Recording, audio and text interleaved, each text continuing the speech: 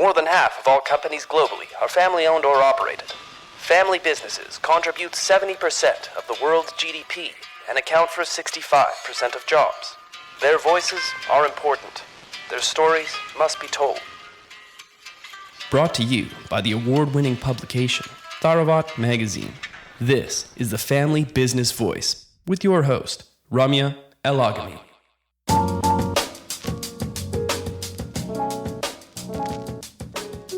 Rossi Boots, the transformation of a century-old legacy. Rossi Boots has had first-hand experience dealing with the unprecedented retail disruption of the last 2 decades. Their realization, more than a century designing, manufacturing and delivering high-quality footwear, is not enough to guarantee sustainability. We had the opportunity to sit down with Melinda Rossiter, great-great-granddaughter of the company's founder, to discuss Rossi Boots' transformation, its newfound flexibility, and the advantage of being able to draw on more than 100 years of excellence in boot making. Enjoy this episode with Melinda.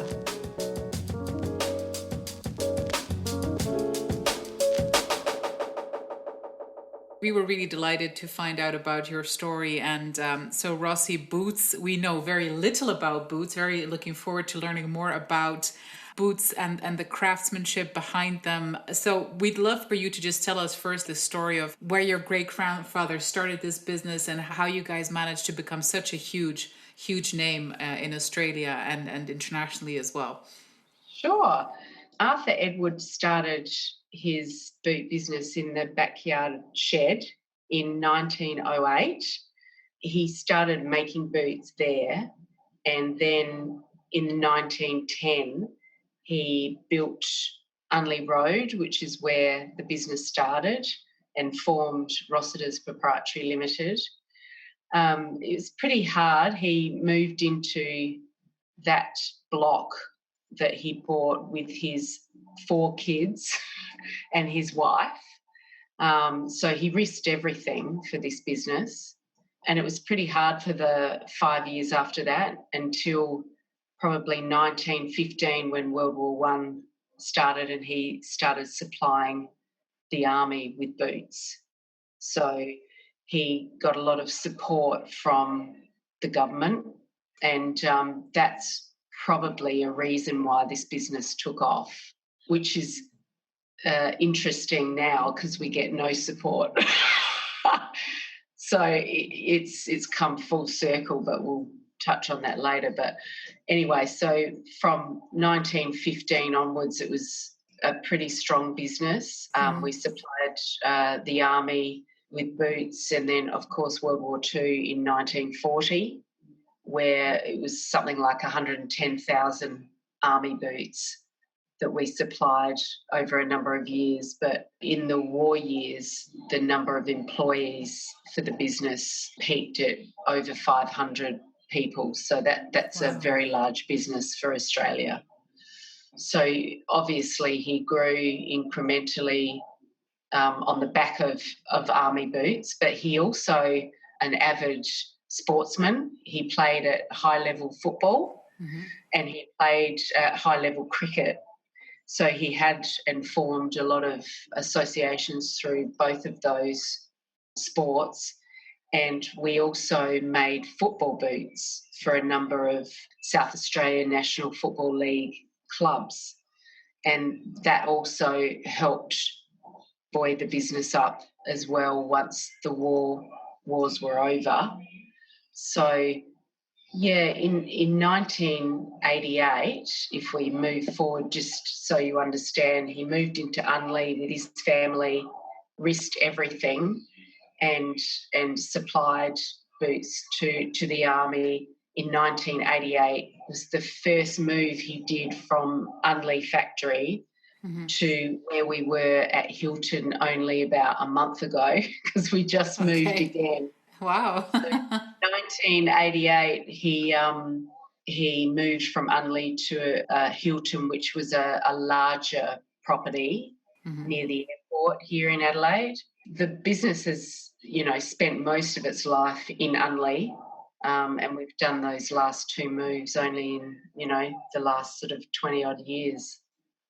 So it's pretty phenomenal. I remember as a kid going to Unley Road. They had a shop front, which they didn't have at the end of the tenure there, but we used to go in there and choose shoes and boots, and then the factory was out the back, and we'd run through the factory. It was pretty cool.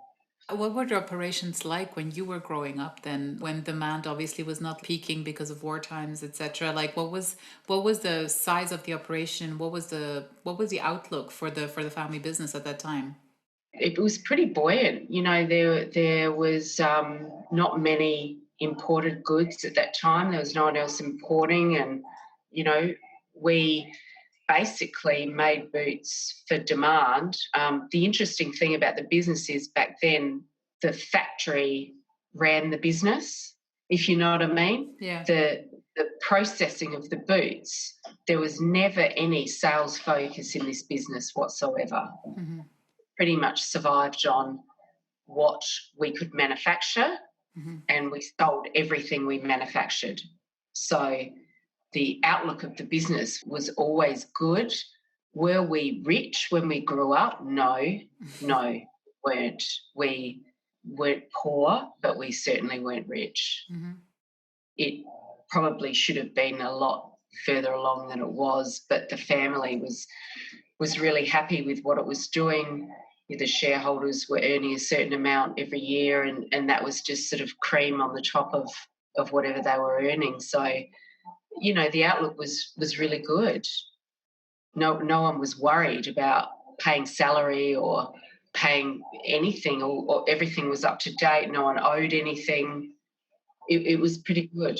Was it the kind of business that you as kids were keen to join? Was it that kind of, not really? No, my dad said to us, because we all went to university, we're all lucky enough to go to university, although we funded ourselves, but we were, all three of us, he's got three kids, I've got an older sister and a younger brother, and all three of us did go to university. Not that they talked us into it, that was our decision individually, but he always said to us, kids, if it doesn't work out with whatever you decide to do, you can always come to Rossi Boots. Not that you want to, but if you have to. Oh, right. That's what it was always like, because Oh.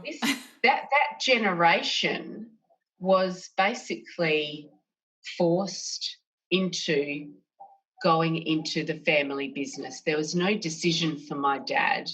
There was no decision for my dad's cousin, Dean, who ran the business for 50 years. Hmm. It was just the way it was, and it was a great life for them, but they didn't know anything else. They didn't have a choice. Mm-hmm. And so I think when he looked at us and we all went to university and we all studied different things, and he just sort of was always saying, look, if things don't work out, you've always got this, but you don't really want to do that.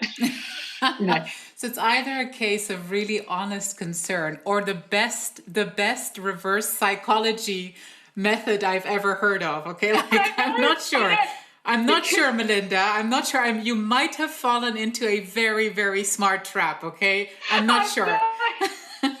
Well, that means all three of us intelligent children fell into the same trap. See, I suspect your parents of a very clever twist to the succession problem. I love it. So funny, because all three of us now are involved in some way. So it's very interesting. But look, I don't have, all I have as memories as a kid of this business is fun, and we used to have picnics every year called Rossi picnics, where all the families got together at this huge oval somewhere, and we had Santa Claus come, we had running races, and it was a really lovely family company to be associated with. And all my uncles, they loved to see us, and it was it was a really fun.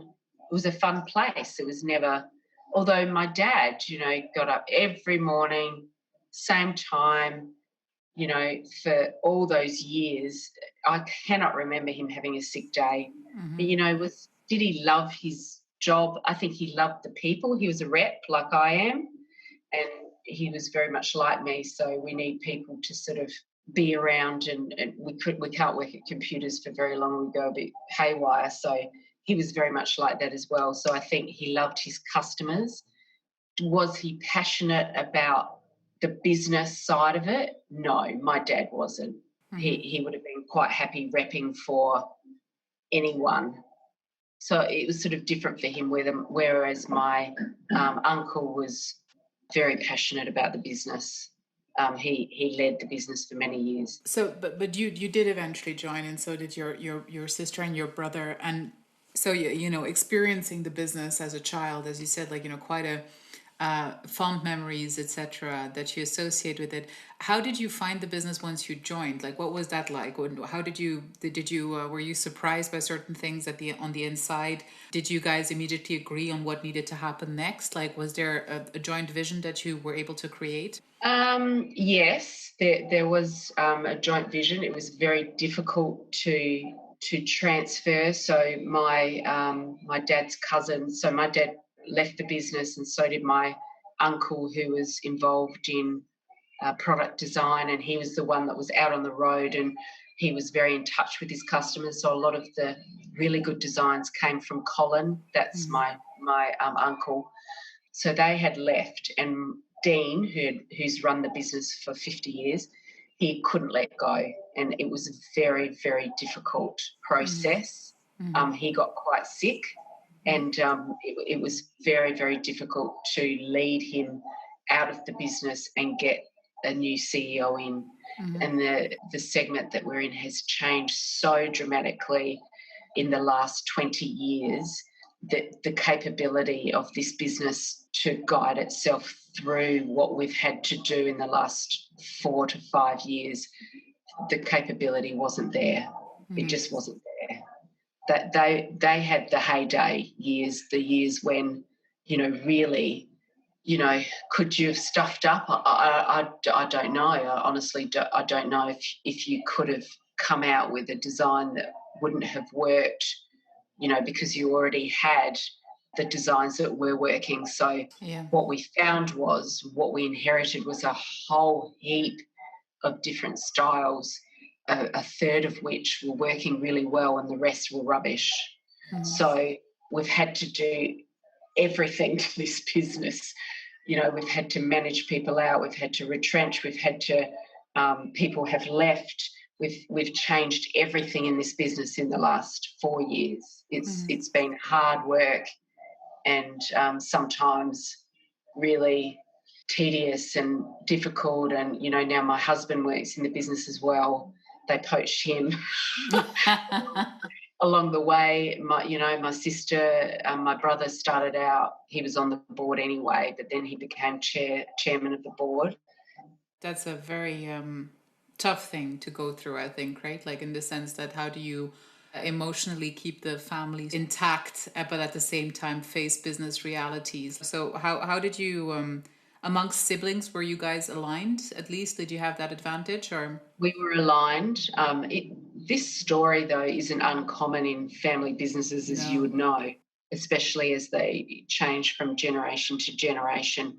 With a family business group here in South Australia, and it's a very common phenomenon, I suppose, where you're going from the third to the fourth generation, especially, where the fourth generation has to work really hard to pull the business up to where it needs to be in the environment that has been created. It's almost like the third generation just leaves it where it is for many, many years and doesn't listen to what's going on out there. A lot of the staff at Rossi's have been there for many years. There hasn't been outside eyes, what I call, you know, outside eyes on the business for over 20 years. And it's so important to have third-party views on lots of different things within the business. But I think if you speak to anybody coming in as a fourth generation, the story in family businesses is pretty much the same. Well, and it's already quite quite the achievement to get to the fourth generation, right? Like I think, and that there's a Correct. fourth generation wanting to take over, wanting to face the difficulties that you guys have faced is not necessarily that frequent, right? Like so, and you'd have families like rather transferring to like either selling the business and doing something else with the money, or like Correct. starting from scratch in another way. Probably an easier thing to do at some point, but you guys have managed to turn things around. Though, just to come back to a certain point though that you mentioned, Melinda, which is you touched upon the fact how much this business has changed over the last 20 years, and that put the business probably also into the position that you found it in a few years ago, Correct. whereby it was no longer able to just thrive on the basis of an established name, of a household name, and of a business as usual, but had to reinvent itself, had to innovate. Can you tell us a little bit more about what particularly changed so much in your industry over the last 20 years and how it interrelates, obviously, with the industrial revolution that we're facing? Yeah, I think unquestionably for us, it's been the introduction of major imports into business and the price pressure that that puts on everybody. I think it's also the state of the economy, going in and out of, I guess, what we call real financial issues in the economy. And so, you've not only got price pressure, you've got people that don't have a lot of money to spend. And I think that was the changing element that wasn't addressed by the third generation. It should have been. Blundstone addressed it really well 15, 20 years ago. So if that puts you in perspective, we were actually ahead of them over here in Australia. Wow. Their family addressed this. They took their Tasmanian business and put it overseas, but they did it quite slowly, quite methodically, tricked the industry into thinking they were still manufacturing a certain amount in Tasmania for years. They did it really well, and now they're a $200 million company.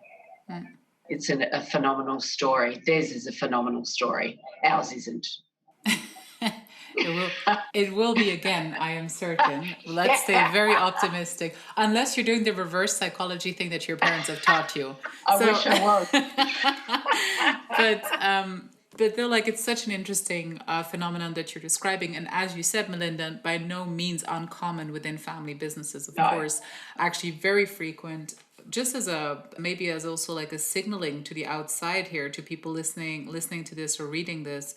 What do you think are the reasons families sort of like shut their eyes towards the plain fact that they're about to lose their competitive advantage? Because that's essentially what you've just described, right? Is that by virtue of not moving along and like by virtue of not reinventing oneself, you lose that edge, that market share that you've so painstakingly acquired. Like, what do you think makes families so blind to when that happens? I think they know that it's happening. I think it's a combination of fear.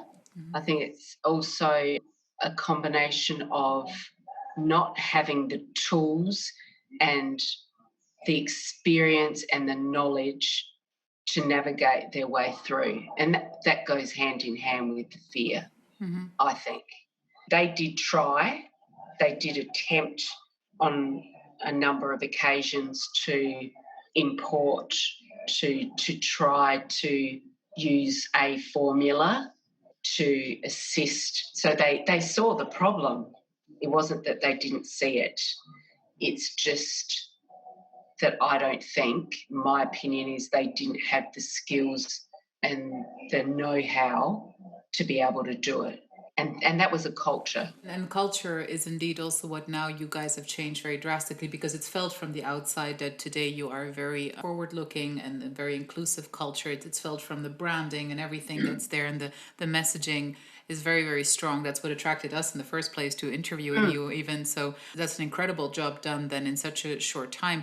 The interesting thing for us now in this time of e-commerce and actually technically people having access to your products from everywhere in the world, so not just locally, is that interestingly the competitive advantage of being a fourth generation brand is coming back, is sort of resurfacing, right? Like, Correct. so a lot of people indulge in a lot of nostalgia in their buying experience, actually emphasize it, like, you know, durability, sustainability is coming back Yep. as a trend in the consumer's preferences. So how are you guys at Rossi Boots intending to take advantage of that upswing towards the values that you've been incorporating for, you know, 4 generations?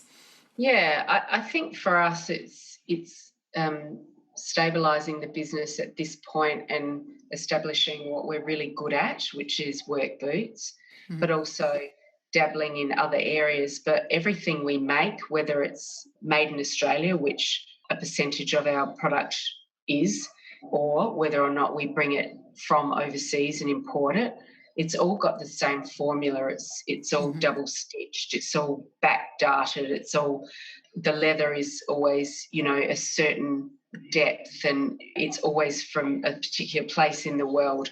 It's a formula that we've used for 100+ years, and it doesn't matter where it comes from, but we very aligned with regional Australia and those products that we supply and have supplied. And the reason we're still here is because of regional Australia, and we won't give them anything other than Australian made. That's what they want. The rest of the consumers don't really care. They're very price sensitive. The farmers here want Australian made, and they want Rossi, and that's what they want. You know, as a board and as a company, that's what we will honour. But the rest of the portfolio we can play with. And a big advantage that we've got is exactly what you said. You know, vintage styles of ours that have lasted for 15, 20 years that people will pay top dollar for will be available from us online. You know, we're revisiting a few of those styles and creating different versions of them. We'll be very strategic about where they're available and the price that they'll be, whether they're Australian made, whether they're not. It depends on what segment we're selling to. But it's difficult. It's difficult to work out. But for us, as long as we can supply that chain, you know, which is the reason we're here, regional Australia with Australian made, everyone's happy. It's an incredibly great position to be in right now, I guess, for the next few years, especially as you guys now are set up more competitively with the new structure and the new culture. But so you're saying like regionally made, Australian made, regionally focused, family owned. Does it matter? Does it matter to Australia's market? Does it matter internationally? Are you guys intending to leverage on that a lot? Yeah. Yeah, it definitely matters. In Australia, I'd say it would be Australian owned or Australian family owned would rank higher than Australian made now. Depending on which sector you're in, it's probably aligned in the regional areas, but in the cities where you're getting a higher rate of sale, I'd say that, you know, supporting an Australian family owned business ranks higher than actually buying Australian made because they won't pay for it. In many countries around the world, Australian made and Australian owned is a very powerful tool. And having 100 years under your belt, especially in the US and Canada, is a phenomenon. And you only have to look at Blundstone's success and understand what sort of power that can have. It's a wonderful thing. 100 years, as you said, a competitive advantage, no doubt. And the question now, of course, Melinda, that I have to ask you in the end is whether you intend to equally and passively coerce the next generation into joining the business, or if this is, are you going to be outright recruiting them, or is this going to be another one of those situations where you will be sending subliminal messages into their subconscious? Tell us, Melinda. Admit it now. I think it depends on your kids, doesn't it? It does. I think if I told my daughter she had to go into the family business, she'd do the exact opposite. So, you know, I think I'll probably take a leaf out of my dad's book. I mean, I don't know. It's such a good question, isn't it? I don't know if I'd eventually, you know, after all the work that we've done and what we'll eventually create, which will be a beast, you know, whether or not you'd be disappointed if if your kids didn't. I don't think I would be. I think it depends on what they want to do, but yeah, you'd be careful about who you ended up passing it over to. It's like your kid, isn't it? Well, it is. Unfortunately, the attachment grows and grows, and it gets only worse with years. It's true. It's like we can talk in another episode, Melinda, about whether that's a healthy thing or not. I have my own view on it, but but we look forward to many, many more years of Rossi Boots, and we're definitely delighted to have you guys all the way from the other side of the world participating in this interview. We're super delighted. Thank you.